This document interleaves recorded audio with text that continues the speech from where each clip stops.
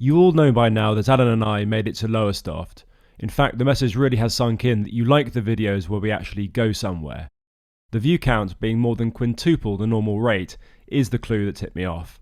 So, in the obtuse manner only Alan can deliver, this episode will be me tinkering with things and getting cross with electronic black magic. Before we get cracking though, I need to draw your attention, if it needed to be drawn given the magnificence of this somewhat overshadowing presence. This near brand new Shannon-class RNLI lifeboat, based at Lowestoft, could not resist but to moor nearby her very, very distant cousin, Alan. You only need inspect closely for a moment to see why these cost well over £2 million apiece. Nothing is done to a that'll do standard. Every single component is simple, yet oozes confidence, quality and robustness. A real masterclass in high-performance rescue craft design and workmanship. The simplicity does end though when it comes to their bewildering array of electrics gear up top, but let's forget about Alan VHF for a short while, and voiceover Alex can briefly hand over to real Alex and go for a pint. Well, despite being in this delightful marina, I have been dealing with all manner of frustrations over the last few days, mostly by being missold stuff. I have some little plunger latches which were supposed to be stainless steel, which have started to rust. And not just corrode like some stainlesses can, but actually rust, which is not helpful. It's clearly just zinc plated. And then I've had a problem with my riv nut setting tool, which is actually here, which is going to have to go back because basically all the threads have stripped out from inside it. It was a well-regarded, well-reviewed riv nut setting tool, but I think sometimes you just need to go even higher spec than that, which is frustrating because I was installing right down at the bow the frame that goes over the genset, and really that can't just be half installed. It has to be finished, or it's dangerous to be at sea with. So it either has to be in or out. And I got about halfway, no, not even halfway, and then that happened. I just can't set any more riv nuts until I have a replacement. And I'm no longer within touching distance of London anymore, which means I now have to plan my travel much more carefully around also my work as well, which is going to delay me. The weather is still pretty calm and settled. There's a bit of cloud today, but it's not too bad. So bear with me. I will get stuff done. By stuff done, I mean ripping out old grab handles. These, up high in front of the driving console, were the last of the welded aluminium handles I bought a long time ago and was pretty happy with, until a friend of mine managed to break one of the welds on the stern platform mounted one. Not misusing them in any way, I hasten to add, but concerning enough to me that all were tabled for expulsion. I wanted these out 2 weeks ago, but they fell down the priority ladder of doom. It turns out that they, and yes I had removed the retaining nut on the outside of the shell first, were mightily well bedded in, and the welds were very strong. I suspect there was a manufacturing fault in the failed stern one, as these needed a huge quantity of impacts and sideways yanks to gradually fatigue the metal. All but one of the screw fittings popped out anyhow, without needing to break the handles. And here's the replacement. Been doing battle with this for the last half an hour because I had designed it in a way that it would never ever be removed. I never thought I'd have to remove it, so it was kind of like a hidden bolt all the way in there. Anyway, I just managed to yank it clear. The new ones are a pair of stainless steel marine grade appropriate strength rated handles that claim to be the same length, but they measured from end to end, not screw to screw, so I couldn't use the exact same holes as before. You'll notice that some of my time lapses, that are mostly shot on my large camera and using software on the Mac, not on an action camera, are a little bouncy now that Alan is afloat. I'll see what I can do to limit this, but there's no clever stabilising trickery I can use in this camera to sort it out at the moment. Bolts through, sealant in, washers and nuts on, and tightened up triumphantly, and we're done. Although the screws are over long. I'll insulate and cap them, or slice them off next time I have a grinder on board. Now to the stern.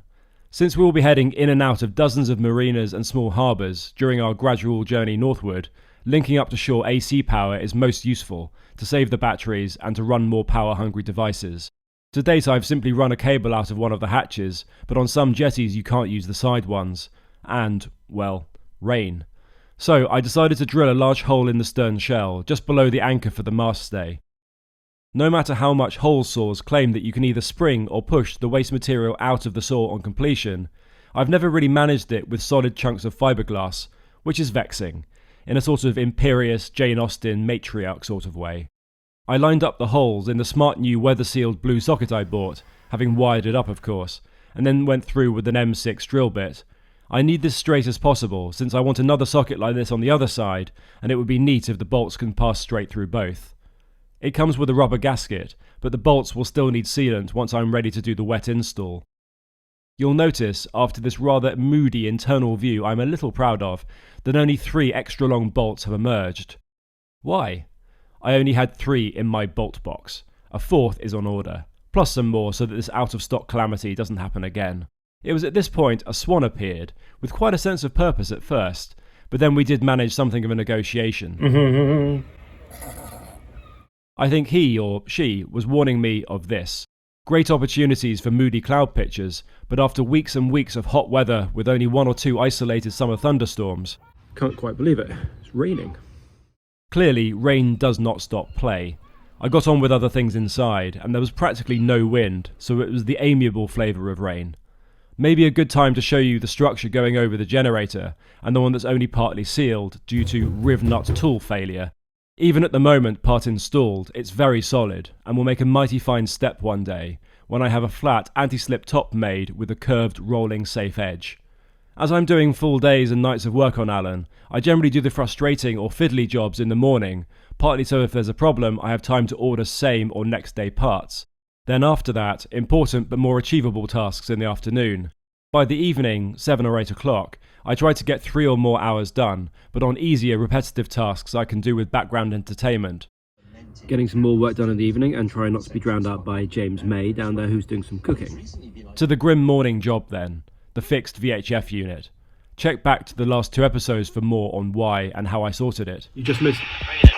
So the squelch is set at the right level, and the local harbour channel is quite busy, so I get regular blips from the net, very garbled from boats, and clearer voices from the shore station harbour master. The cable itself, heading up top, isn't pinched or kinked or damaged. So I was getting that, but the antenna's down there. So basically I was getting that just from the cable, which means that essentially my antenna wasn't working. I think that's pretty much diagnosed that my connection to my antenna was dodgy, because I don't think we'll be picking up anything if it was a dodgy connection right here. I suspect the problem was right up the top, so I'll redo that connection and see if we can get a much better reception, and I'll try and do another test, probably to a boat rather than to a shore station, because I think it's the smaller radios that I was having problems earlier. As I said, I thought maybe the antenna end connector was dodgy. It was a solderless one that came with the Banten whip antenna, and I wasn't entirely sure of what works and what doesn't work here. The instructions specifically said the core and shield should have the continuity at this end of the install. I replaced with a solder connector and hoped for the best, but a sinking feeling grew throughout, and that this was going to become a time-stealing saga that really need not exist. This is the 3rd take of this message, with my many more pointed reflections and thoughts excised for the good of the YouTube gods and to avoid having to use Alan throughout. I also need to update you on the VHF, because at the moment this one, my handheld, is my friend because it's working flawlessly. To be fair, it's a single standalone unit, so why wouldn't it? Anyway, that's the thing that will keep us safe, hopefully for the next leg. But I'm getting pretty frustrated with this unit, because although everything appears to be done correctly, I've double checked and I've redone one of the VHF connectors around the back. It appears to be one that does not require grounding. I've read, and most of these units like this don't need to be grounded. There's no obvious damage or kinks or anything like that running out all the way through the mast to the to its antenna on one of the spans of the mast. But basically, I'm getting very, very sketchy reception, and only then of really high power transmissions from nearby, and I simply can't transmit. It's just not reaching anywhere apart from my own little handheld, and that means obviously it's only travelling a few feet. So people are talking about SWR meters, which I gather measures power, transmitting power, and people are telling me that I need to make sure that all the cables are exactly the right length. When is there a point where you can simply buy a product, plug in the various sockets and get all working, get all working service going? I'm pretty frustrated by it, and I'm looking at the possibility of getting someone who's an expert in, because although I understand those of you in the comments saying, get one of these meters, get one of those, measure this, measure that, ground that, and talking to me in terms which simply someone who doesn't do radio for a living will not understand, there's a point at which I might want to just say, instead of spending hundreds of pounds on SWR meters, I might find someone who can diagnose where the problem is, so I don't end up replacing every single part of it and chasing my tail for weeks on end and getting more and more frustrated. Those already ahead with yesterday's mini episode will know that I relented and called in a professional who it turns out can expertly harness the dark magic of VHF electronics. Let's take ourselves back to the good old boatyard. This is a sequence I've wanted to get into an episode for about 3 months, and as you'll see, it's a small job that developed into a mini saga. We've never had mini sagas on this renovation and modification odyssey, have we? The glands and the hatch on the deck near the forward-facing window need a hinged cover to protect from splashes and general bumps and knocks. I reclaimed and reinforced a piece of solid fiberglass moulding from Alan's old seating, smoothed it, and prepped some basic top-side single-part paint, theoretically the same colour code as the rest of Alan, but as we've found, colour matching even with such stringent standardisation is pretty far off. So it turned from a miserable looking laminate grey and beige to a startling but not very RAL 2010 signal orange. I fitted some quality stainless steel hinges, a do not step sticker on the not a step, and then we need a way to restrain the flap, but still have it easy to release as and when we need to delve into the excitement beneath. First I went with these steel drop down latches. Super easy to use, and they auto lock when the flap drops down, but they have nothing approaching a tight fitting design. They are the sort of rattling monstrosities that would drive you mad, even faster than wind chimes hung in a neighbour's garden, unleashed as they go on holiday for an entire month. So they were no good, but the rubber bump mount to run along the leading edge of the deck was, so that's staying. My current plan is to place a couple of shaped and preserved wooden blocks either side and have a strung plunger catch mounted into the lid and extend down into the blocks when the lid is secured.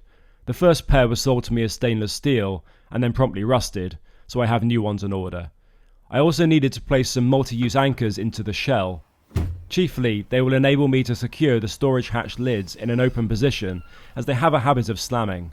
I've added some wrapped tape so they don't swing around and make a clinking noise. A little hook is needed to grab the lid's lip, and the eyes swing back flush with the vertical surface. They can also be used to strap additional boxes onto these seating areas when needed. I've bravely pushed on with the gradual soundproofing campaign, which this time included the engine bay's top cover's 3 panels, and measured up the more complex areas to close up next. Finally, something that we found lacking on the previous leg, and liable to lead to both spillages and dehydrated and therefore deeply unhappy crew, I've mounted a pair of fold-away bottle and cup holders. Plus we have a low-voltage vacuum cleaner. Sorry, Henry. You've just watched, and no doubt adored, a snapshot of what I've been up to whilst Alan's been in Lowestoft Haven, as we wait for another viable window to do the next 100 or mile so leg. We're scheduled to set off later this week, and the weather, for now, looks cooperative. And so it should, and must, as Alan is once again to be on the move. Bye.